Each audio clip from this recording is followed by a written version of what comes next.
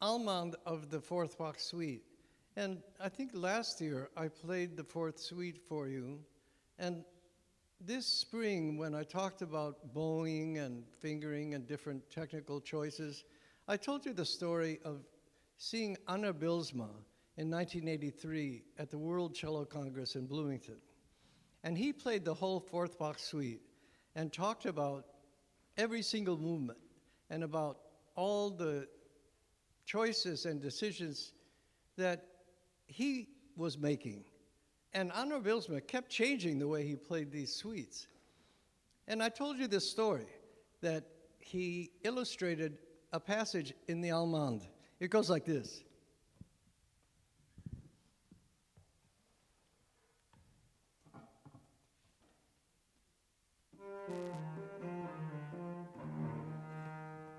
It sounds nice that way. Whoops. So he played that. Well, that was the way I played it. 4 notes in a bow. There were 1,000 cellists in the audience. Everybody nodded their heads, yeah, that's right, that's how I play it. And then Bilsma said, but that would be boring. So, and all these people got, defensive. I could just feel it in the room. Like, what? And then Bilsma said, what if we do it like this?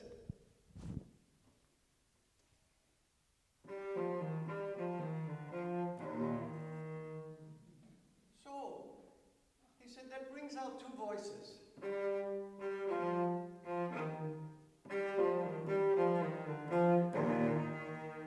Instead of so smooth, which doesn't bring out those voices in that way. Well, that was 1983. I've never been able to play that passage with 4 notes in a bow since then. I just felt like it was a revelation to me what he was saying. And then there were hundreds of cellists who were irritated and threatened and said, well, that's fine for him, but I don't agree with that. And I thought, whatever. Different strokes for different folks, different bow strokes for different folks. So this Allemande is full of all these wonderful hidden bass lines. In the 3rd measure, there's this wonderful passage. I'll play you the passage.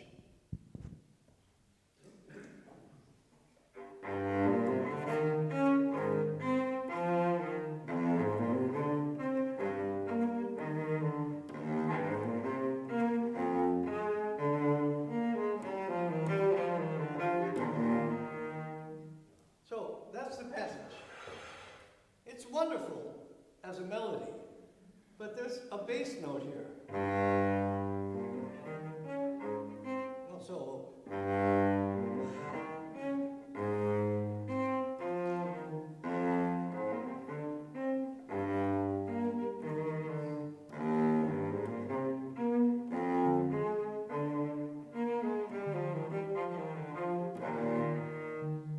So it's wonderful with all the notes, but there's this bass line hidden in there.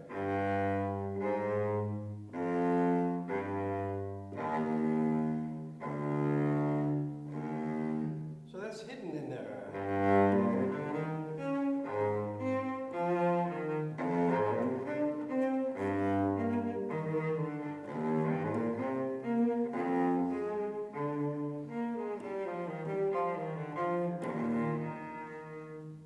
So the Bach suites are full of passages like that.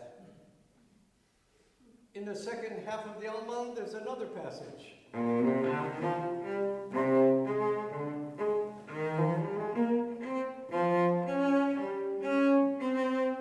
Similar.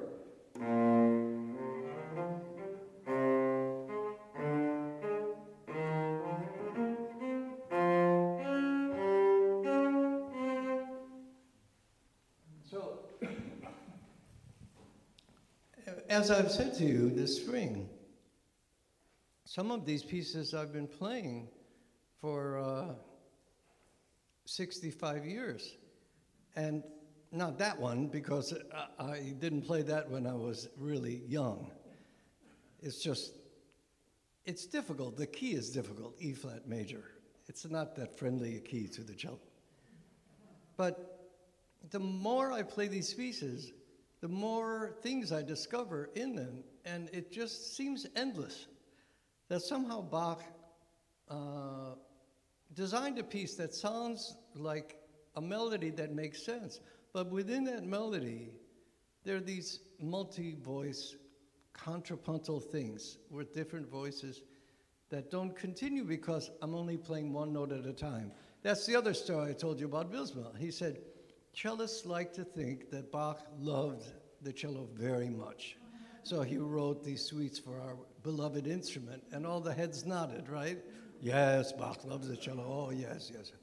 And he said, well, what if Bach said, how can I take this clumsy bass instrument and create in the mind of the listener a complete suite, even though it can only play one note at a time, unlike all the keyboard pieces that have 2, 3, 4 voices going at once, which is fantastic, wonderful, but it doesn't work. We can't do that. We can't play all those voices at once. So Bach somehow managed to have you all make up the missing notes and fill in the blanks, whether you do it consciously, unconsciously.